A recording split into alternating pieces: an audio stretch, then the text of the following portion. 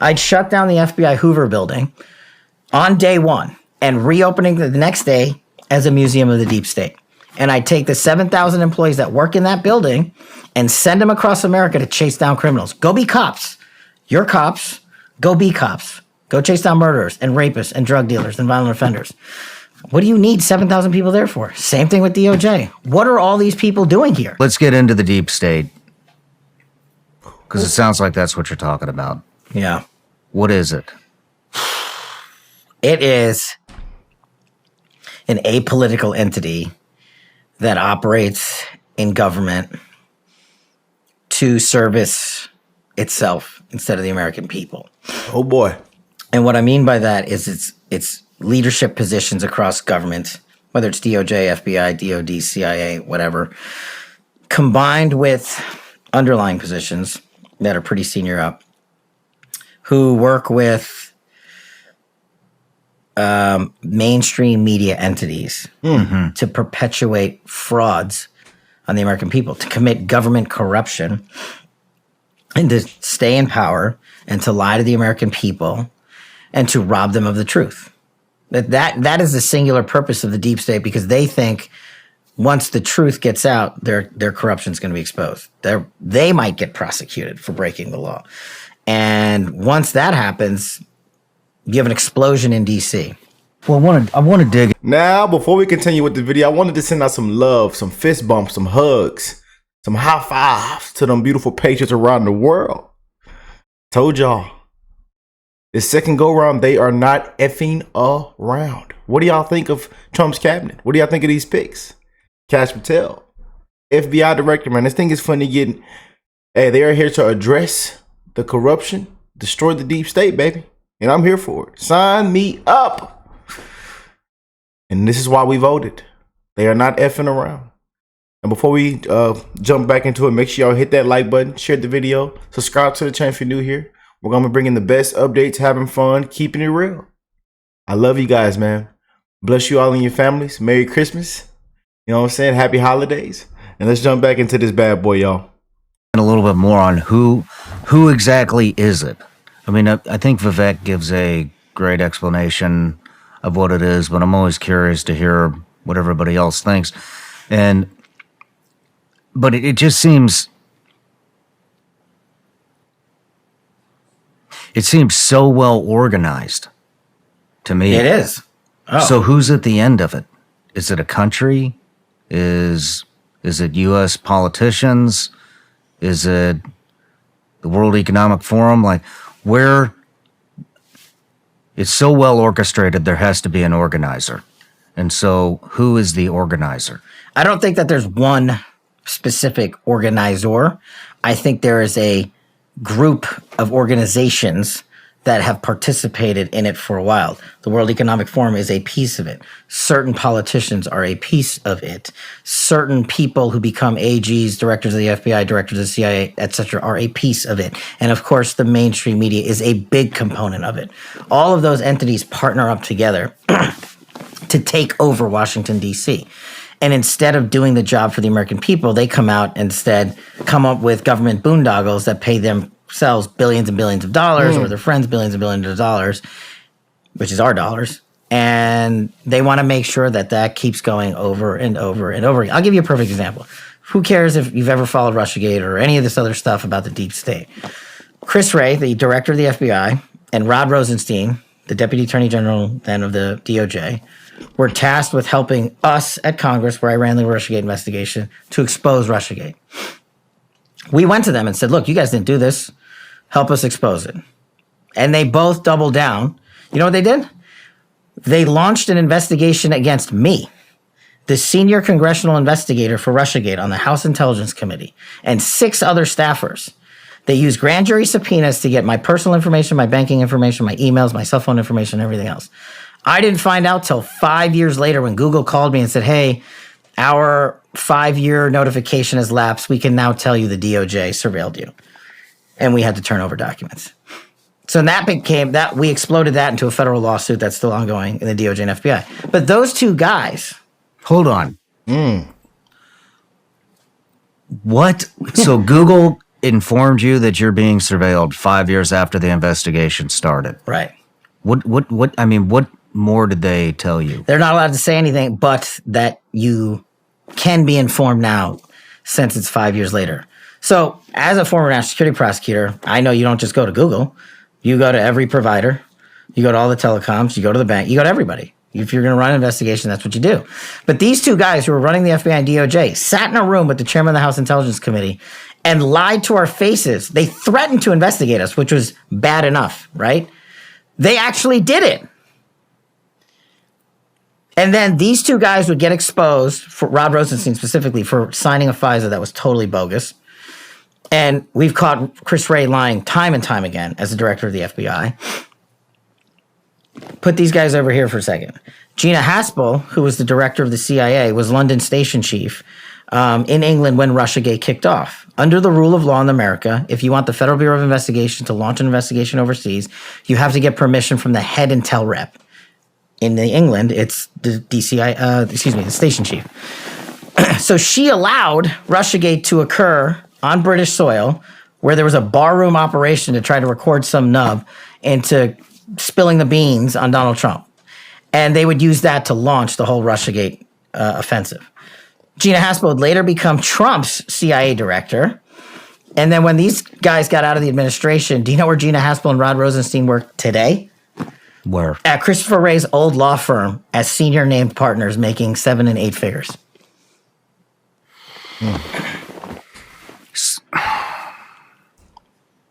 How is this going to get broken up? Oh boy. They seem so deep. Yeah. I mean, you just mentioned they're embedded in politics. They're embedded in mainstream media. They're embedded in intelligence agencies. They are former top leadership of the military that's now embedded within the military-industrial complex companies. Mm-hmm. I mean, it's how many people are involved in this? Thousands. In the deep state. Thousands. How would you even begin to dismantle it? Well, I think the first Trump administration was the beachhead, right? People were just like, you guys are full of it. And we continued to put out the truth. And years later, people are catching up to a lot of that truth, saying, wait a second, you guys weren't lying back then. People being the American public. That's the weapon we need. And you guys weren't lying about impeachment. They literally made up a piece of a phone call to launch a presidential impeachment and then put me in the middle of it by making up a meeting that never occurred. But it sounded dirty at the time. And then when we finally released the transcript, everybody was like, oh yeah, there was no quid pro quo. Nothing illegal happened here. But the narrative had been out there. Now you have President Trump as a president who was impeached for the first time in however many years. And so they get their narratives, right? They don't necessarily care about the conclusory portion of their mission. They use the mainstream media to say Trump's a Russian asset. He's been impeached. Kash Patel is under DOJ surveillance for whatever investigation when he was never done. I've had more mainstream media hits on me than I can count. But they want the title narrative to carry the day. Hunter Biden's laptop is Russian disinformation. They don't care about the actual truth. And so once you start stacking these together and you show the American public you were lied to, you based your vote at the polls on information that the government purposely withheld from you so that you would vote a particular way.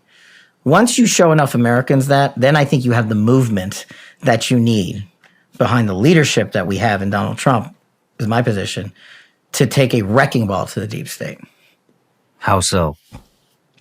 You go to DC and you remove all these positions, right? And you start enacting measures, not of retribution, but of legal consequence. Y'all acted one way. For instance, the people that signed the 51 Intel letter, right? Permanently suspend their security clearances forever. Every one of those guys lied. Every one of those guys got caught lying. You're talking about 2 former CIA directors, a former NSA director, and a former Secretary of Defense. All intentionally, to this day, continue to lie and won't take back their letter. Okay, you can stop making money from your security clearance. There's a start. Then you go in and you get the Eric Charmels of the world, who've been publicly outed as utilizing intel to inject a political narrative across mainstream America. And you remove these people from government. You have to go in there. The same thing we're talking about the voting. It's the same thing here. You got to cleanse the scrolls. Government service is a service. We're not making you do it. And if you break the rules and regulations, you're out. So that's a big part of it, right?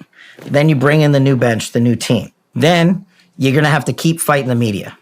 And I think we're slowly, over the years, have starting to win that fight. Because the more and more, this is one thing I learned when I started Russiagate, my name was outed for the first time, that the media is attacking you, the more you're over the target. Who is at the head of it? I don't think there's one person or one group. I think it's people who know they're going to benefit from each other if they sign up for the program, let's call it, right? And so, again, not a Republican or Democrat thing. In the glossary of this book, in alphabetical order, I think there's like 65 people I name by title and name, just to show people how expansive the deep state is. And so there is no like one chain of command they report to. Instead, what I believe they do is they bring in people that they can control. Oh, the Obamas still have heavy sway in that entire operation. And so do people that have been around for 10, 20, 30 years in Washington. I mean, how do you get them out of government? How do you get the deep state out of government? You deprive them of the opportunity to continue running the deep state, removing their security clearances.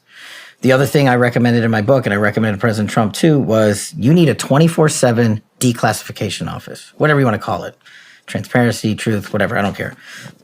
Sits in the White House, reports directly to you, and you take incoming from the United States of America. I want JFK. I want the 9/11 files. I want this. I want that.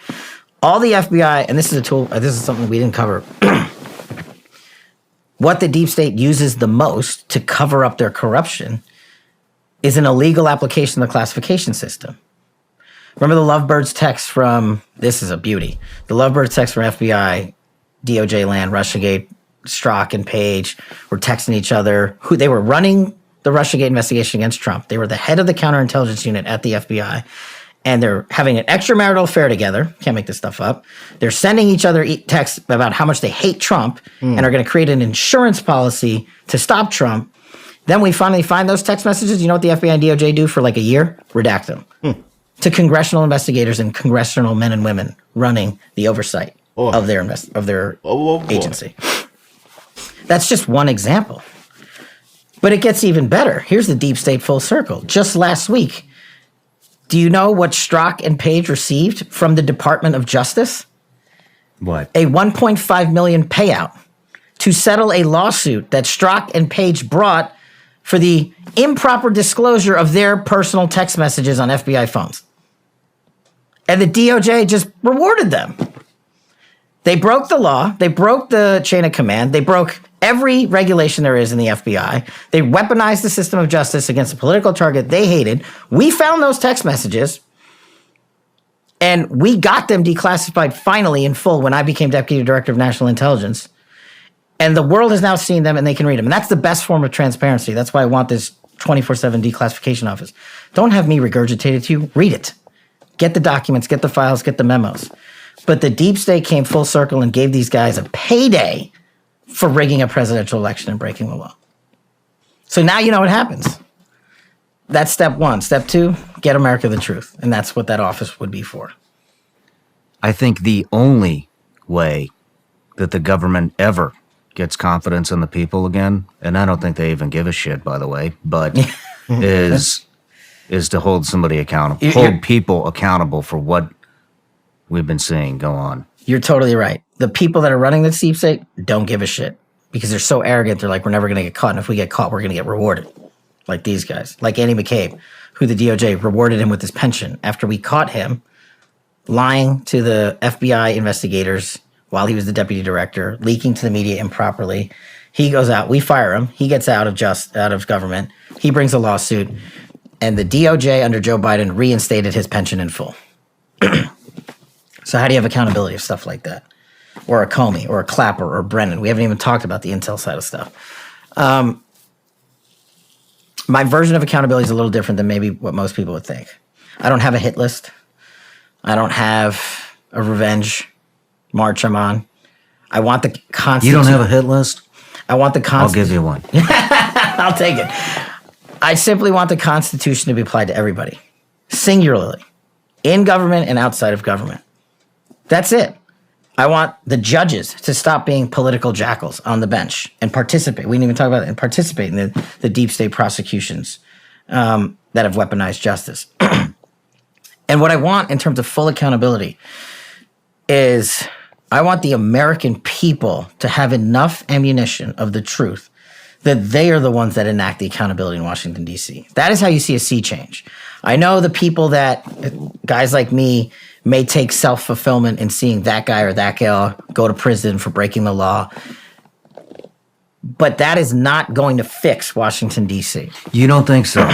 Not alone. You don't think that's an important piece of the puzzle here is to hold these people accountable, prosecute them, imprison them, maybe more? It's a piece of it. And as an example to everybody that's coming after them, if you do this, we're coming for you, and this is what's going to happen. I agree in full that it's a big piece of it. But it won't fix the next man up behind them unless you can combine that piece with educating America that this is going on writ large.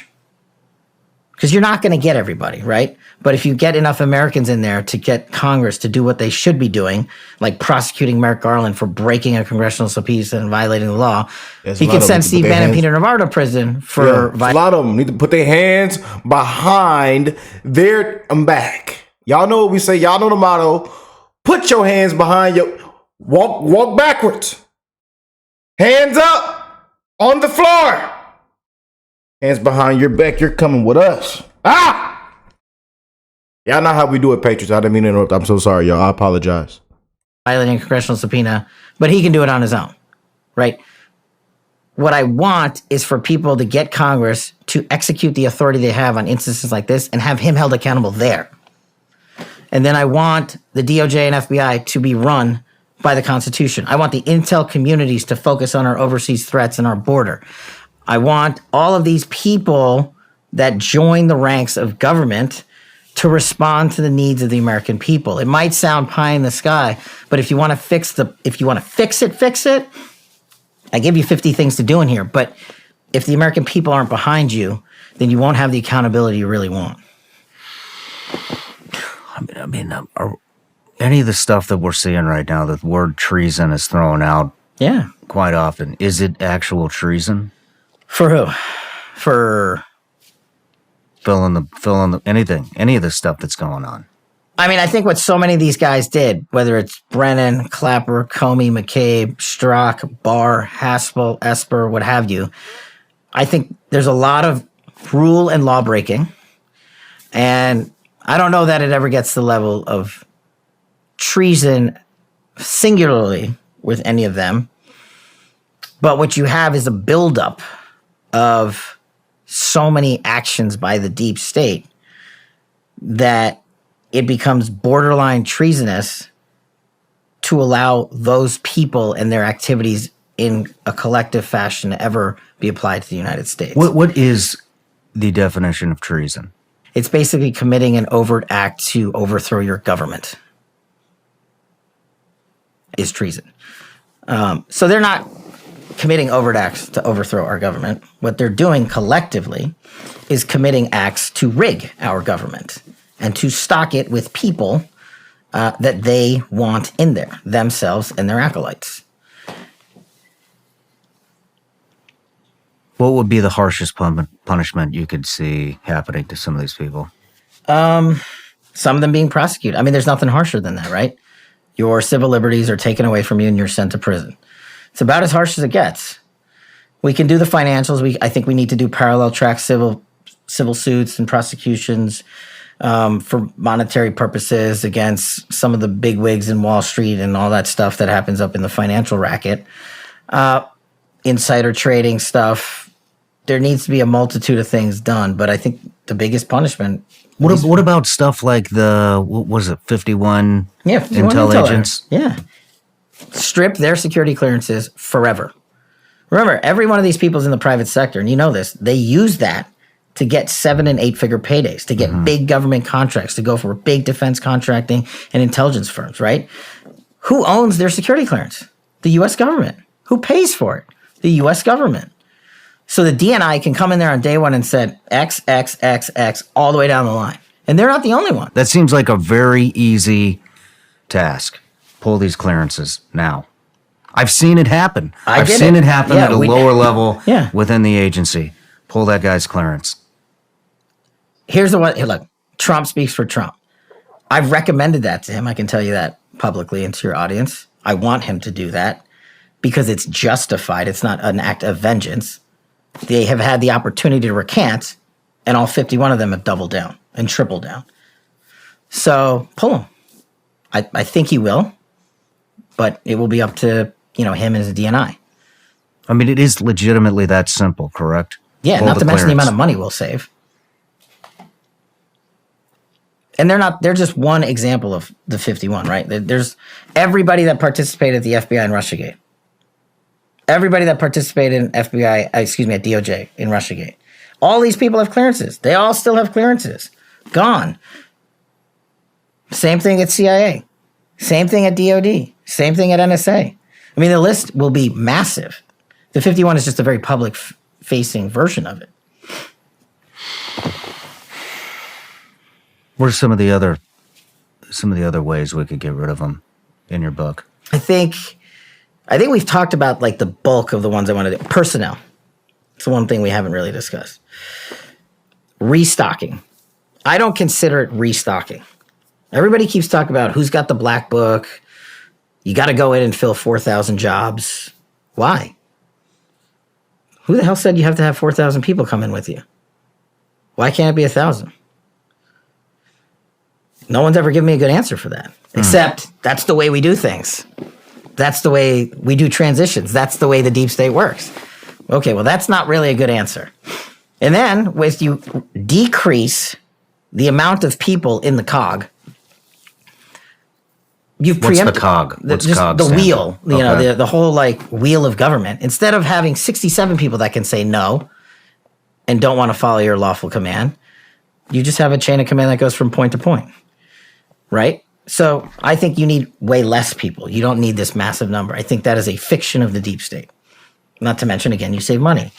Then you need to do a whole bunch of things with personnel. For like instance, at FBI, you need to stock it with a director, deputy director, and the heads of the separate divisions. Same thing at CIA and DOD that are going to support. And the media, again, is distorting it already. Trump's going to install loyalists. Kash Patel's a Trump loyalist. What does that even mean? Like if the guy gives me a lawful chain of command authority, you want me to not execute it? That's unlawful if I violate it. He was the president. If he's the president again, the same thing, should apply. So then we need to decrease what I call government creep with personnel. The FBI's footprint has gotten so freaking big. And the biggest problem the FBI has come out of its intel shops. I'd break that component out of it. I'd shut down the FBI Hoover building on day one and reopening the next day as a museum of the deep state. And I'd take the 7,000 employees that work in that building and send them across America to chase down criminals. Go be cops. You're cops. Go be cops. Go chase down murderers and rapists and drug dealers and violent offenders. What do you need 7,000 people there for? Same thing with DOJ. What are all these people doing here? Looking for their next government promotion, looking for their next fancy government title, looking for their parachute out of government. So while you're bringing in the right people, you also have to shrink government. So a massive government reform. Who has Jeff? Man, y'all say hello to Kash Patel, your FBI director. These are the people that are part of the Trump cabinet, baby. I hope y'all are ready. Time to drain it. The deep state is deep state nightmare, baby. I'm here for it. Jeffrey Epstein's Black Book? Black Book. FBI. But who? That is that. I mean, there's. that's under direct control of the director of the FBI. Just like the manifesto from the Nashville school shooting of the Catholic school. Yeah. We still haven't seen that, right? It's not the Nashville police or PD saying we don't want this out. The FBI airmailed into that operation and said this is not getting out. Because they do that because this is another government gangster operation. All these local law enforcement communities get funding from the DOJ and FBI for local programs. And if you don't cooperate, you're not getting your $1 million for this, and you're not getting and that's a lot of money to these local districts. That's how they play the game. That's why you don't have a black book. But the black book, it's not just sitting. I mean, that's Hoover power times 10. And to me, that's a thing I think President Trump should run on. On day one, roll out the black book. And not just that. On day one, roll out all of the text messaging communications we were told were deleted. On day one, play the rest of the video of the pipe bomber. On day, one of the reforms I talk about in Government Gangsters is you need a central node to be continuously declassifying. This is another thing they do. They overclassify. And I'm telling you, as a former number 2 in the IC, they overclassify 50% of the stuff there to protect the deep state. Oh no, you can't see that. Nothing to see here. Gina was a master at it, of doing it. And we still haven't seen half of the Russiagate report that we wrote. Still under lock and key. On how the ICA was originally constructed. We put 10,000 man hours against John Brennan's team that did it. And we found out why they came up with their bogus conclusion. But we couldn't sell it to the world because we couldn't talk about it, and the government gangsters came in and buried it. All of these things, there needs to be a continuing central power, whether it's the White House or offsite, that says every request that comes in, just right out the door, as long as it's not a major threat to national security. It's the same thing with Epstein's list. It's like, what the hell are these Republicans doing? Oh, I saw you give out the list. I saw you make news this morning about that. I got to get to that. Yeah. You say that the FBI has Epstein's list. They're sitting on it. That doesn't seem like something you should do. You're protecting the world's foremost predator. That seems like an evil thing to do, regardless of who may be embarrassed in the release of that list. Why is the FBI protecting the greatest pederast, the largest scale pederast in human history? Simple, because of who's on that list. You don't think that Bill Gates is lobbying Congress night and day to prevent the disclosure of that list? And then when we go back to DOJ and FBI, we still don't have all the list, all the FISAs, all of the stuff they did to 275,000 Americans illegally in 1 year. Put that out there. I'm not saying put in the recipe on how to do it. We can keep the hood on the engine, but we can show the American people how they violated our rights. And to me, what you said is the most important: restoring trust. Yes. In our agencies and departments. That the way to do that is not to get a piñata and just punch them mercilessly and hoping for some bubble gum to pop out. The way to do that is to literally give the American people the truth. And that's what they feared about Donald Trump. He's going to come in there and maybe give him the Epstein list and maybe give him the P. Diddy list. He's going to come up there and maybe do all these things, and they are terrified. What do y'all think about that right there, man? What do y'all think about this video, man? Yeah, it's one of those. I told you, we're going to be here for it. We're going to make sure you're here. We're going to make sure you see it. We're going to make sure you feel it. It's here, baby. But again, man, you see this cabinet, you see how things are coming. Prayers for Trump. We don't know what to expect. And this is one of the big reasons why they didn't want him to win. Why they wanted him to be a convicted felon. Why they wanted this to happen. Why they threw the laptop out in the middle of the street. Why they wanted the kangaroos to jump on the freeway. Why they threw the banana peels out in the street. They tried everything and they couldn't win. And we are so back, y'all. But prayers for Trump, his cabinet, his family, his team. But it's here, y'all. It is here. Make sure y'all hit that like button if you haven't already, so more people can see this video. Share the video. It's getting real, baby. And we are ending off November, starting December on a strong note. Merry Christmas. Happy winter. I love y'all. God bless you all and your families. I love y'all again. I'm going to say it again. I love you guys, man. I don't care what your skin color is, where you're from, what your age is. And again, we are going to make America great again, baby. One day at a time. Millions have died. Millions are struggling. Millions are going through it right now, man. I want to send my love and prayers to you guys. And it's a disgrace what they've allowed to happen, But let me know what y'all think of this. Please be kind and respectful in the comment section. And I will catch you beautiful patriots, my brothers and sisters, in the next one. Peace and love, y'all.